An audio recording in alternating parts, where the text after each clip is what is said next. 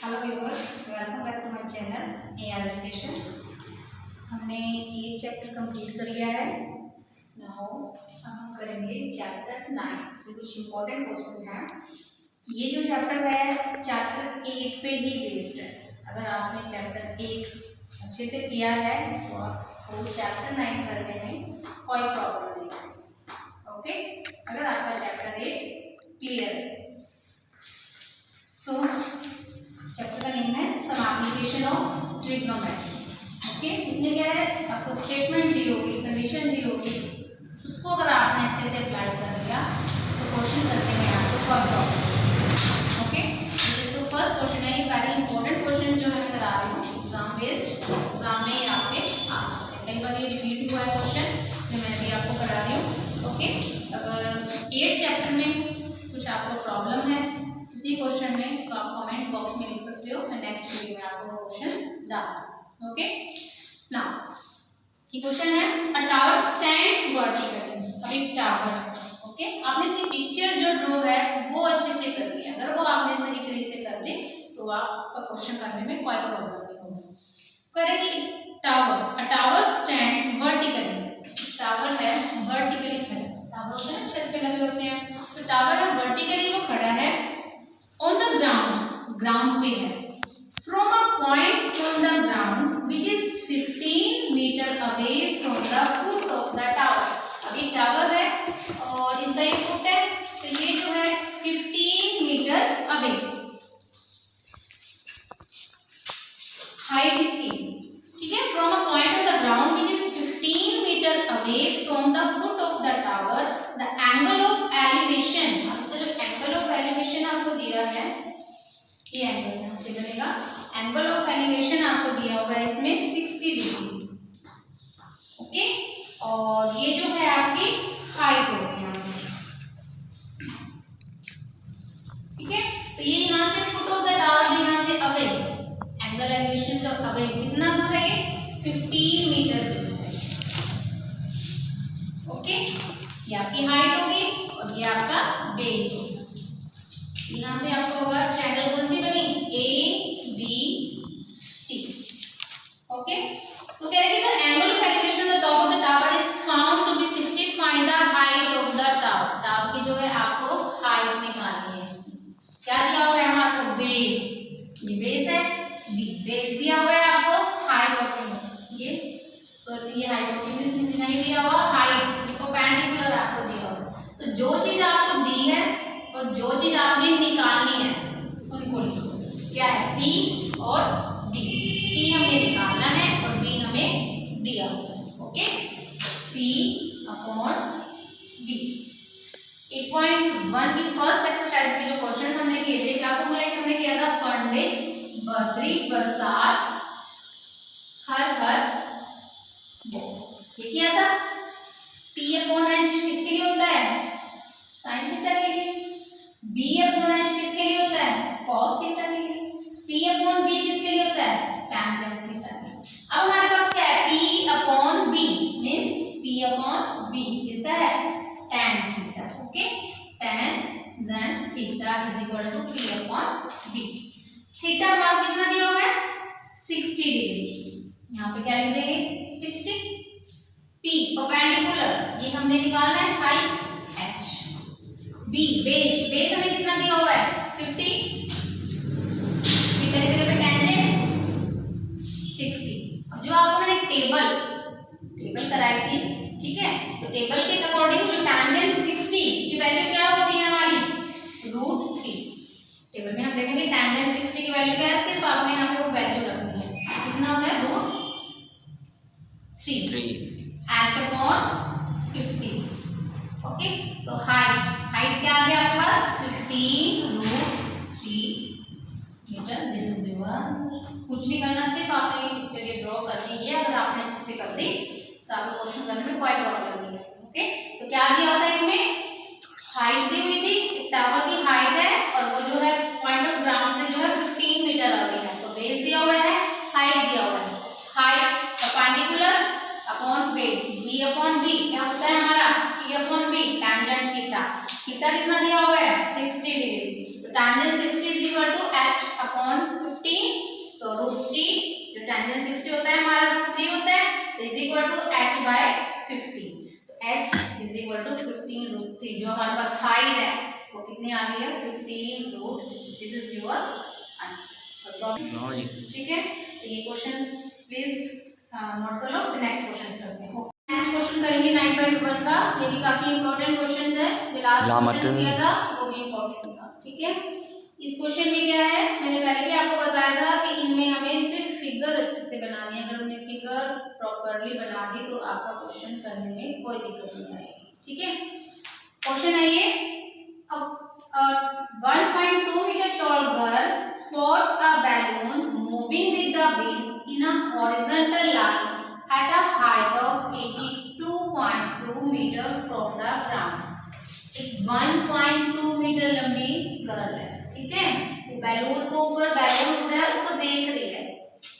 अब आइस यहाँ पे तो जो उसका एंगल जो बनेगा, हाँ ये होगी नीचे जमीन, ठीक है, ग्राउंड हो गई। अब यहाँ पे खड़ी है वो गर्ल 1.2 मीटर लंबी है। ओके, तो यहाँ से जो है वो बैलून को देख रही है। पहले वो बैलून इधर था, फिर हवा में उड़ के वो बैलून किधर पड़ती है। तो पहले इधर एंगल ऑफ एलिवेशन, जो एंगल बनेगा इसका बनेगा, उसके बाद जब फिर बैलून थोड़ा आगे बढ़ा, वहीं से वो उस बैलून को उधर देंगे। ठीक है, और जो हाइट है बैलून की हाइट है ग्राउंड से ऊपर आकाश तक, जो उसकी हाइट है 88.2 metre. Okay, the angle of elevation of the balloon from the eyes of girl at any instant is 60 degree. First उसमें तो क्या होगा यहाँ पे 60 डिग्री, फिर जैसे जैसे बैलून आगे बढ़ेगा फिर एंगल क्या हो जाएगा, कम हो जाएगा। सेकंड है जो हमारा एंगल ऑफ एलिवेशन देखा, after some time the angle of elevation reduces to 30 degree. फिर रिड्यूस मींस वो कम हो गया, 60 से कितना आ गया 30 डिग्री पे आ गया। तो find the distance travelled by the balloon, कि बैलून में कितना डिस्टेंस ट्रैवल किया वो निकालना। ठीक है, तो यहाँ से हमने गर्ल की हाइट ले ली, एंगल ऑफ एलिवेशन 60 फिर 30, ये टोटल हाइट जो है हमारे पास 88.2 है, बट जो गर्ल की हाइट है वो कितनी है 1.2। ठीक है, तो 1.2, तो हमने तो सिर्फ यहाँ से जो गर्ल की हाइट यहाँ से है ना, तो यहाँ से ये वाली हाइट देखने, ये कितनी बचेगी, टोटल पूरी जो है 88.2 है, उसमें से क्या कर देंगे 1.2 मीटर जो गर्ल की हाइट है ना वो माइनस कर देंगे। तो यहाँ से यहाँ तक ये जो ट्रायंगल हमारी बन रही है, यहाँ से बन रही है ना, हमने इसमें क्या देखना होता है, सिर्फ ट्रायंगल देखना होता है। ठीक है, तो ट्रायंगल हमारी यहाँ से बन रही है, तो ये हमारा क्या आ जाएगा माइनस करके 87 मीटर। ओके, अब इसमें हमारे 2 ट्रायंगल्स बन रहे हैं, कौन कौन सी, ABE, right angle triangle ABE, and second triangle है ACD। ओके, तो फर्स्ट ट्रायंगल लेंगे in right angle triangle ABE, ये ट्रायंगल होगी। अब AB में क्या क्या दे रखा है, इसको हमने क्या ले लिया x ले लिया, और इसको क्या ले लिया y, सेकंड पोजीशन को। तो टोटल कितना हो गया, ये वाला y और ये वाला x, टोटल लेंथ हो जाएगी कितनी हो जाएगी x प्लस y मीटर। तो फर्स्ट लेकिन जो हम ये ट्रायंगल लेंगे इसमें क्या लेंगे हम यहाँ पर x लेंगे। ठीक है, ये कितना है x मीटर। यहाँ से हो गया, अब क्या क्या हमारे पास बेस है, ठीक है, और क्या है परपेंडिकुलर, बेस और परपेंडिकुलर। उस दिन हमने क्या था, पंडित बद्री प्रसाद हर बोल, बेस और परपेंडिकुलर किसमें यूज है, इसमें है ना, ये हमारा साइन के लिए, ये कॉस के लिए, ये tan के लिए। tan में क्या होता है P/B, लेकिन इसमें क्या है B/P, क्या है B/P, tan का ऑपोजिट, tan का उल्टा क्या होता है cot, थीटा कितना है 60 डिग्री। ठीक है, तो B/P is equal to cot 60। अब AB हमने कितना लिया है x लिया है, एक की जगह पे क्या रख देंगे x/87 इज इक्वल टू, अब cot ऑफ 60 जो मैंने आपको टेबल सिखाई थी, cot 60 की वैल्यू कितनी होती है 1/√3। तो ये जो टेबल है इसको बिल्कुल अच्छे से करो, क्योंकि ये जो आपकी 8.2 में भी यूज होनी है और 9 चैप्टर में किसी पे भी। अगर आपको वैल्यूज नहीं पता होगी तो आप क्वेश्चन सॉल्व नहीं कर पाओगे। ठीक है, तो यहाँ पे हमने cot 60 की वैल्यू रखी 1/√3 होती है, क्रॉस मल्टीप्लाई किया, तो यहाँ से एक वैल्यू x की वैल्यू, तो ये हमारे पास ये आ गई, मींस ये वाली लाइन तो आ गई। अब ये निकालने में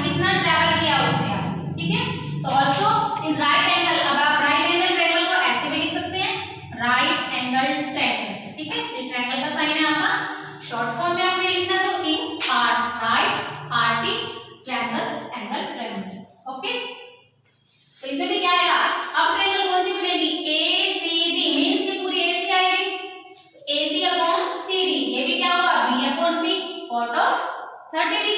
तो एक्स AC कितनी है, दोनों को मिला के लिखेंगे ना AC में, ये वाली और ये वाली लेंथ। टोटल लेंथ कितनी है, x प्लस वाई, वाई में 87, वो तो सेम रहेगा हमारा हाइट, तो इज इक्वल टू, अब cot 30 की वैल्यू, cot 60 तो होता है हमारा 1/√3 और cot 30 जो होता है √3 होता है। ओके, यहाँ पे हमने x प्लस वाई लिखा, 87 को इधर मल्टीप्लाई किया, 87√3, ठीक है। उसके बाद x की वैल्यू रख दी यहाँ पर, x हमारा क्या आया था, 87/√3 आया था ना, वो इधर पुट कर दिया, 87/√3 plus y is equal to this, then y को इधर ही रखेंगे और इसको इधर ट्रांसफर कर देंगे, ये ट्रांसफर किया इधर, ये आ गया। अब 87 इधर भी है, इधर भी है, तो हमने क्या किया, 87 को बाहर कॉमन ले लिया, तो बाद y में ये बचा, √3 हमने क्या ले लिया, एलसीएम ले लिया, तो यहाँ से √3 को पहले भी मैंने आपको बताया था, किसी भी रूट वाली टर्म को दूसरी रूट वाली टर्म से जब मल्टीप्लाई करते हैं तो रूट हट जाएगा, क्या आएगा, ओनली 3 आएगा, ठीक है। तो यहाँ से क्या हो जाएगा, रूट को रूट से मल्टीप्लाई किया, 3 माइनस 1 1 सा 1, तो यहाँ से क्या हुआ, 3 माइनस 1 2, तो क्या बचा, 87 इंटू 2 बाय में √3, ठीक है।